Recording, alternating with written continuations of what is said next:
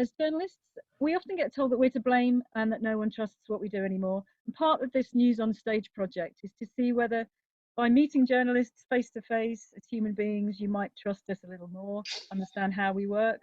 Of course, you might trust us less, having met us. Also, with the decline of many newspapers, communities of readers are disappearing. So we're asking, how can we bring those people back together again?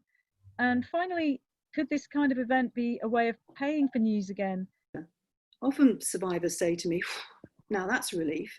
I don't have to hide and watch what I have to say. And I'm left wondering what they hide when they speak to people who are not Jewish. Oh, I see. Okay. Then we can start at the beginning. I'll tell you my story. Soz everyone. Even that hilarious meme that you just shared has an environmental impact.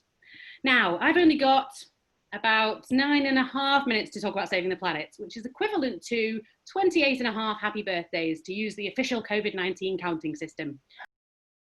A United Nations court, please. The world's nations are not united, they are disunited. Always have been, strong preying on weak. What you need to understand is why I did it. As a journalist, you're always on the ice. You're never able to sort of plunge below it.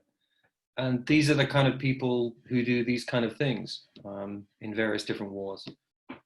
So it seemed like a good thing to try and get inside their head.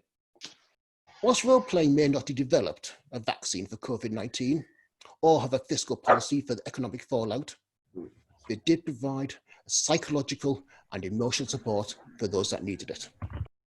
You may have your own questions about this kind of involvement journalism.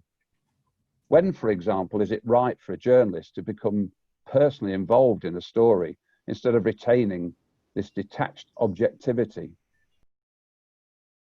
Here, I am literally speaking to you right here, right now. And that's an amazing experience. For me, it was an unusual experience because, I'm a radio broadcaster, so I'm quite used to speaking to people. When Kath asked me to come and do it, she said, "Oh, do it like a from her own correspondent." But it was the first time that I began to realise that, in a way, because you're on stage, you become a character and you had to justify what you were doing. And that was very unusual for me.